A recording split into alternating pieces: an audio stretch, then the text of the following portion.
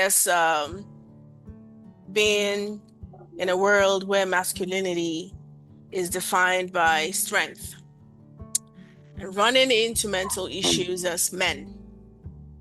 Why is it that in the world we live in today, a lot of men are judged in some places more than others for seeking mental health? What's your take on it? Okay, so should I go first? Yeah. Okay, so yeah, I would like to say first of all, this is a fantastic question. Thank you. Speaking as a Nigerian man in Nigeria, Mhm. you can't even ask for help. Let's even start there. There's a very popular saying in Nigeria that says, "Be a man," Yep. and I'm like, what does that even mean? Yep. Because Being a man. growing up, my parents used to say that back in the villages that the most manliest man had the huge chest, six packs, and it could beat everybody up. That was like the manliest man. And in today's world, the manliest man means a totally different thing, Hmm. you know. Because let's even start at the fact that no man that I know is marrying more than two, three wives, especially if you're, not a Muslim, Yeah. So all that, what it means to be a man is out the window. So already, I always say that as a man in Nigeria, you're already like losing by maybe 2, 3 points before you even do anything, you know, Yeah. because yeah, it's difficult to ask for help, even if you need the help. We just kind of tell ourselves that we're okay, but you can see that we're not. But it's easier to pretend that you're okay. So because we don't want to be looked at as weak, as needing help in quotes, you Mm. know. And I remember I had a struggle one time, and I told someone I needed a little bit of financial aid, and she told me to get more jobs, work harder. And I was like, very interesting. But the same thing won't be said to a woman, you know. If she asked you for money, I'd be like, yeah, send me your details.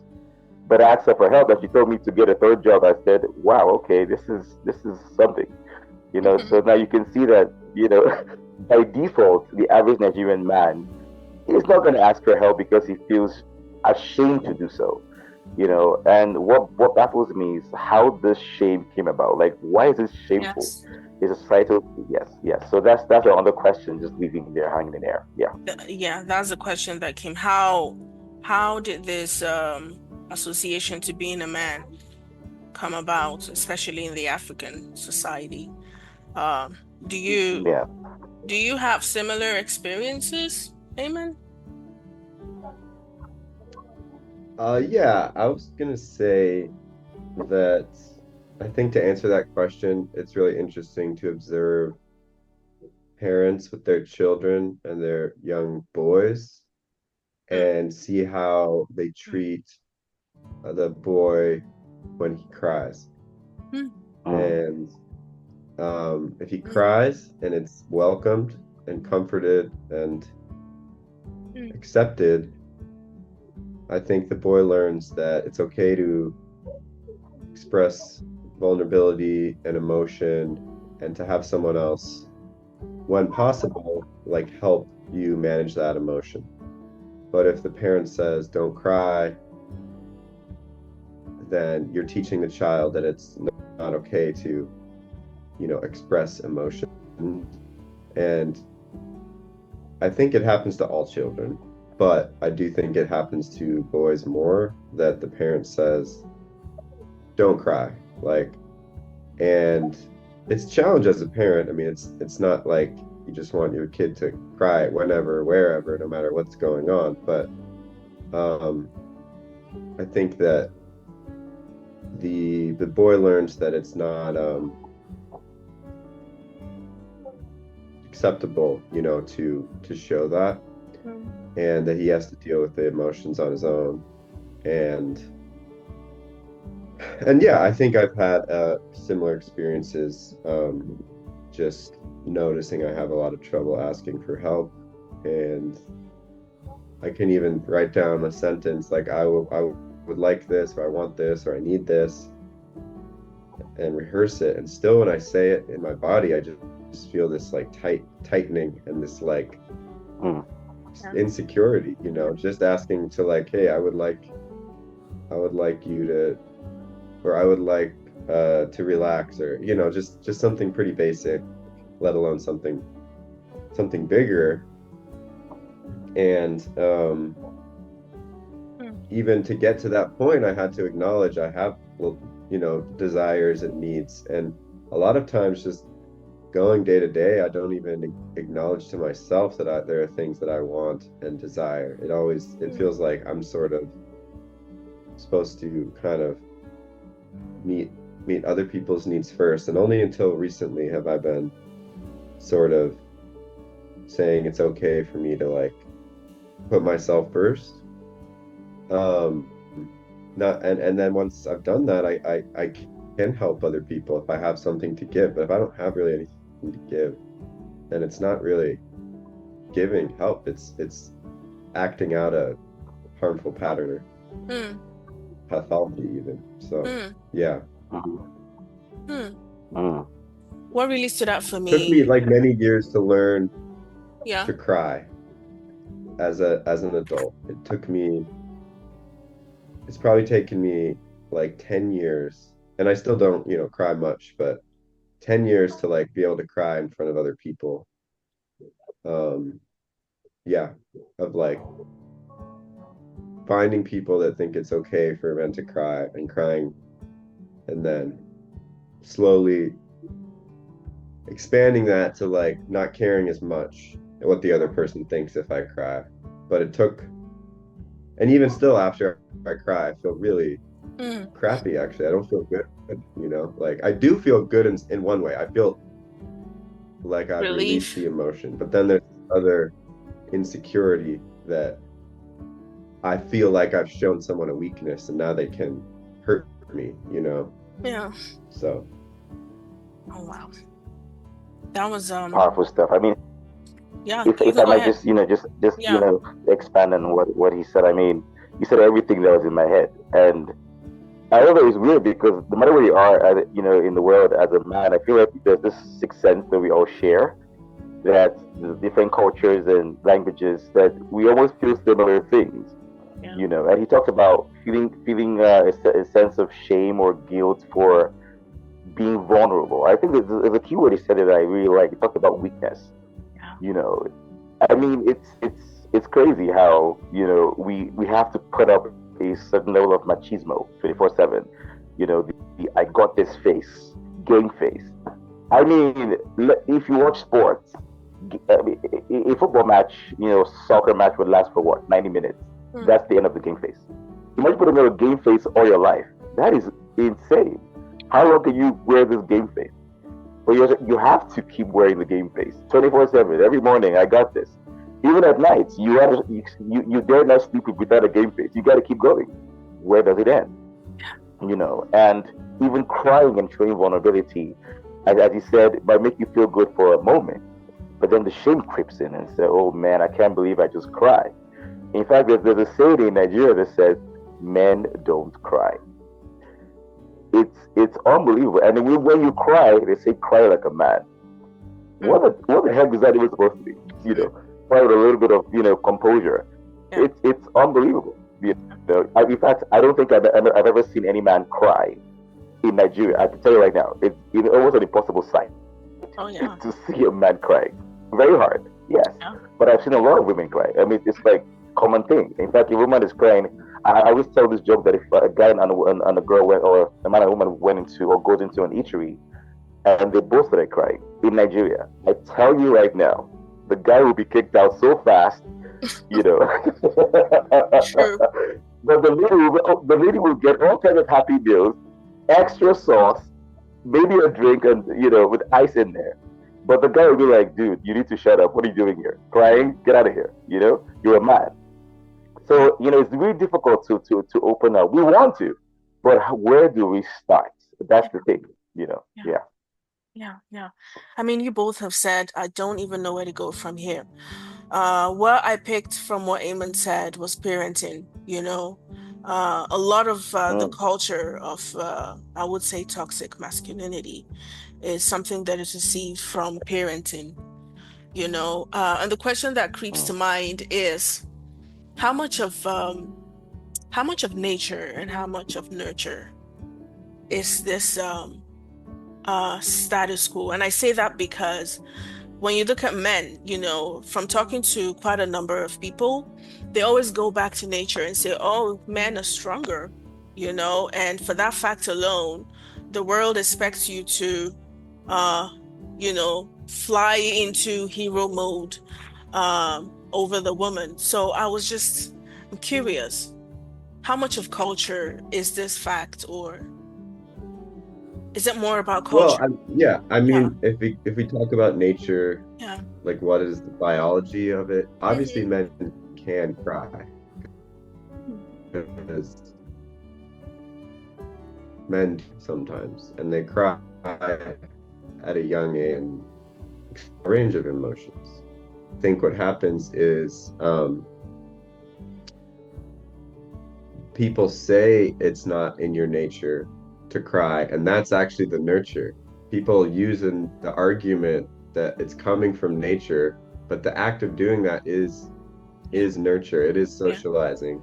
yeah. Now, I do think that there are some like biological differences between males and females that like males do have higher levels of certain hormones. Not all males, but some do, and like Mm, testosterone and certain hormones like that, I think do make it sometimes more difficult to express, to access certain emotions like sadness. I yeah. don't think it means you can't do it, but I've even heard some just anecdotal stuff. Reading, I got trans people who've gone from, woman to Gender man, and they start expression. taking testosterone Yeah. and they have a harder time crying and stuff. And so I think there's some Mm, biology, like some biological, some it's biology and saying like if you see a man crying and you say men don't cry, like that actually doesn't make sense because like the man is actually crying. Like literally men do cry. You're saying men shouldn't cry. And yeah, I mean, I think where you started was like, what is it? What is this image of strength? And the image of strength as a man is not needing help, not um, not being perceived as weak. And um, I think we obviously need to shift that because it's not working for me and for a lot of other men. So what is changing? What do we think is changing? Before we come to the subject of shame, Austin, you said that word a couple of times. What is changing in the world today? Because it seems like more men are crying, more men are speaking up, more men are saying, listen, I can get weak too. mm, Hmm. Well, I think I'll put it down to the world becoming more of a global village, especially from a Nigerian standpoint. Mm, The reason why I speak about Nigeria a lot because we're still a very cultural nation, less, mm, conservative, we're not that open. But the mm, internet has made it so open that look, it's happening over there in China. mm, mm, Even the guy in the US is doing it too. We're mm, all more or less the same. We want the same things, you mm, know. And I think the exposure of what the internet has done has also allowed us, from Africa and Nigeria to put our emotions on an international stage that's never been seen before. mm, I mean, I've seen videos of men complaining about how they got destroyed after a divorce. And I'm like, this is very interesting. Because mm, normally, what you see online is how the woman got wrecked, how her mm, life was scattered. And then what about the man? Was he not hurt? He missed the whole thing, or he was okay with it all the way? So seeing men vulnerable, on a global stage, is what is helping us to be more daring, if you will. But I mm, wouldn't say it wouldn't come without its consequences. mm. Because if you read some of those comment sections, you'll be like, maybe I shouldn't have put this out there. So there's still, I would say, yeah, there's still a bit of caution to it as well, in my opinion as well. Mm, mm. Thank you for that. Now, Emma, do you want to say something about that before we, no, you can ask the next question. yeah, subjects of shame. What do we do with it? Why do men get judged, um, in our different societies for being human? Yeah, I mean, I think that I suppose this is like the question of gender. Like, why do we take, you Yeah. know, male Why do men? babies Hmm. and decide that Yeah. they should be in this world? And assign an The emotion to them. world is a hard place, and like life is hard, and I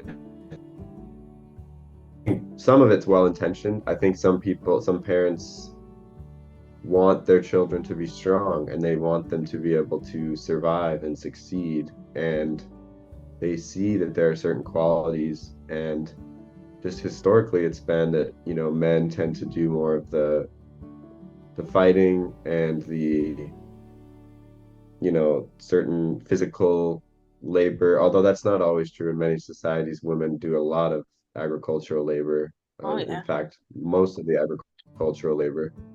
But I Hmm. think men are taught that the world is can be a violent place, and that you need to prepare men to live in that world.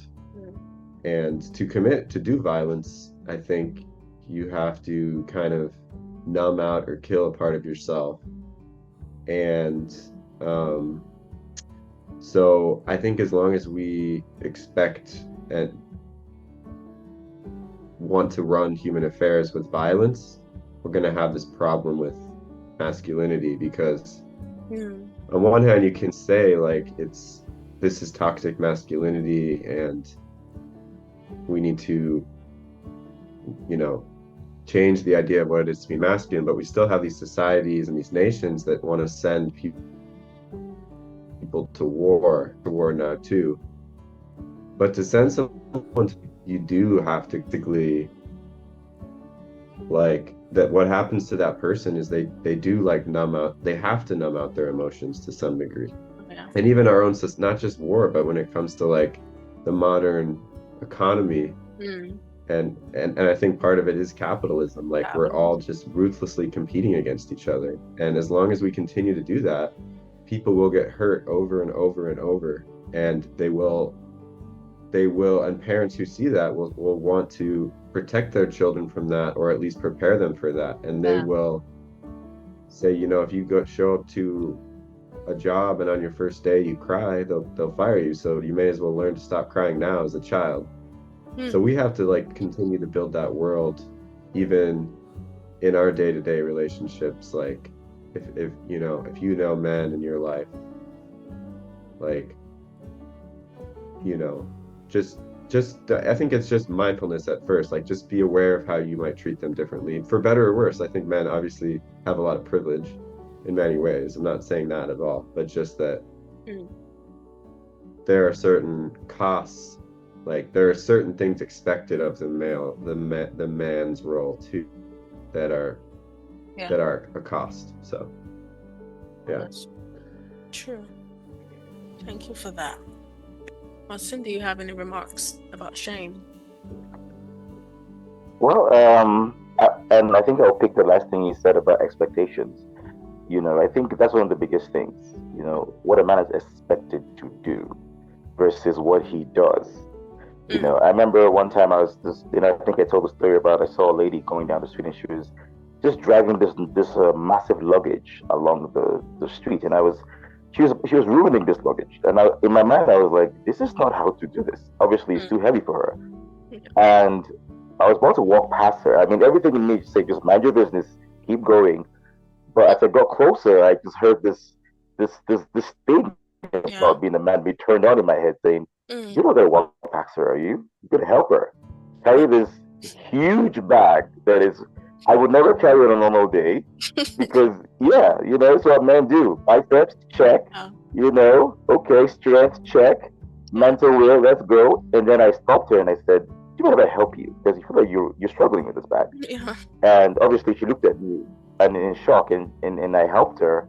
And the shocking thing is, honestly, I wasn't ready to carry that bag, but at that moment, I got the strength from God knows where. Yeah. You know, so that was the advantage of being a man, I guess. I just boom, lifted it, took it to the other end, and dropped it over, and I was good to go. Mm. So in that area, I think yeah, being a man helps in that area because we have that innate strength to be strong almost immediately, you know, and all that. But then the requirements of being that way constantly It's exhausting, really. Yeah. And that's where the issue of shame comes in. What if I don't want to be a man on Tuesday night? I just want to be left alone. You can't, because then you got to be a man then too. You Yeah. know, on my WhatsApp status, I get a lot of messages from ladies saying, "I need to be relaxed. I need to relax and go on the beach and whatever." I barely see any man post that stuff. Are you saying that we don't like relaxation? Is it a thing with us guys? Like it's exactly. So it's not expected for a man to want to relax Yeah. because surely we cannot relax. We're well in oiled machine 24/7. We're ready to go, which again is part of the societal nurturing that you have to always be at alert, 24 Yeah. 7. And after a while, it becomes like an Achilles heel because now you're so strong and then you're too strong to the point where You break. you self-destruct as well. Yes. So the shame pushes you Yeah. in quotes to be, you know, Bruce, the Hulk. But then even the Hulk is not the Hulk all the time. Oh Sometimes he's yeah. Bruce Banner. You Yeah. know, exactly. So I think it's a really weird place to be. And then honestly, how a lot of men juggle this is beyond me. We must have some kind of superpower because we do it so effortlessly that Hmm. it doesn't look like anything. But it's I think it's a burden that a lot of men run around with, and we walk around with like almost every day. Hmm. Hmm. I think both of you have spoken some relatedness here, and what I hear is the need to be mindful and sensitive to what you can do and what you cannot do, and being bold enough to say this is my boundary, you know, defining your boundaries really clearly about your strength as a human being first, within the societies that you're in. Uh, do we have any lasting words about mental wellness and men?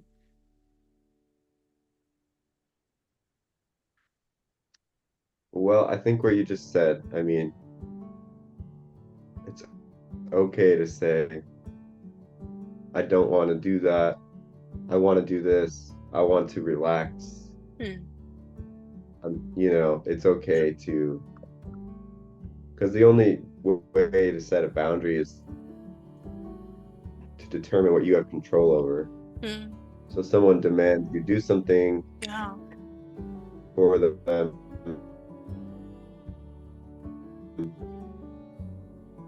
You do it might be a workplace, it might be more, you might have to do it, but you may be able to change the terms of it. Um, but you can remove yourself from the situation, or you can say, I can do this, but I can't do that. A lot of times the expectation that you feel as a man is like if someone asks you to do something and you can't do it, then it's something wrong with you. Like it's like something Mm. to be ashamed of. And I think that Yeah. like it's okay to want to help. It's okay. It's good to help people, but if you're like try to help people from a place of being full, feeling like shamed if you don't or something. Yeah. Yeah. Thank I you. don't know. Thank you. That's profound. Yeah.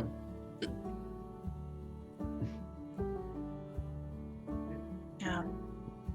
Austin, Austin, are Yes, you so there? good as well. Things what he's saying. Hmm. Yes, I can hear you. Can you hear me? Yep. Yes. So I'm learning to take back power. Hmm. So something you said is so powerful. I remember a lady out of nowhere. It's a very common thing in Nigeria where random ladies send her beyond moment. And when I told her, I'm sorry, I can't respond at this moment, and she said to me, "Well, other men do it." And I said, "This is what I mean." So Hmm. even when you say no, they shame you into Hmm. submission. Hmm. And guess what? The ego in men will be like, "Well, surely I can do it, and I can deliver." Hmm. Just for it. And so they speak to that ego in your heart to say, look, surely you go, man, you have to respond now. You cannot do this. Mm-hmm. The funny thing about shame is it's a strange thing. It can be used in different ways. You Yeah. know, Yeah. sometimes shame will be used on you. You wouldn't even know that that's what's being used to Hmm. reel you in. Hmm. So even when you're trying to take power, they're like, oh no, you don't. This is they come from a different angle. So I Mm, think the one thing I've done is try to recognize the different colors of what shame is and what it can be used for against you, mm, mm, and to turn a blind eye, even if it's going to be very, very difficult. Because as mm. you said, you give from a place of fullness. You know, I Yeah. mean, sometimes a lot of men will give and they have nothing left. They're exhausted mentally, physically, and it never ever ends. You know, so even if it means you go away from them physically, or you tell them, look, I love you, but at this point in time I need to be away, whether it's a family member or it's a friend or a close friend, because he spoke about different areas of life. Believe me, I know for sure that men have different faces depending on where they are. Yeah. Office face, on face on your streets, Mm-hmm. face somewhere else in school, or. So we have to put up with so many things. But bottom line is, as men, we should be aware that our mental health also counts for something. That being sad is not a thing to be ashamed of. We should be able to express these emotions. Oh yeah. But for now, because the world is not there yet, perhaps the people that would listen to us and not judge us, Mm-hmm. because obviously that's a different story. Yeah. We should share with those that care about us enough to listen to what we have to say. And I know that it's a journey, it's a work in progress. Generations of the same stuff. So we have to fight so much more. But then technology now that we can have more discussions, especially across cultural lines, and to see that Mm. look, even if we're all men and we're all dealing with the exact same thing but different cultures. Yeah. Yes. That's wrong. Thank you so much, gentlemen. That's amazing. Very rich 40 minutes. Unfortunately, we're at the end. Thanks for bringing it together. Oh, I will share this interview Thank with you. both Yeah, of I you. appreciate this Even, conversation. yeah, very Okay. much. Thank you Me so much. too. All right. Bye, everyone. Okay. Nice to meet you, Austin. Yeah. Nice to hear. Have a good one, Ciao. Des. Bye. Ciao.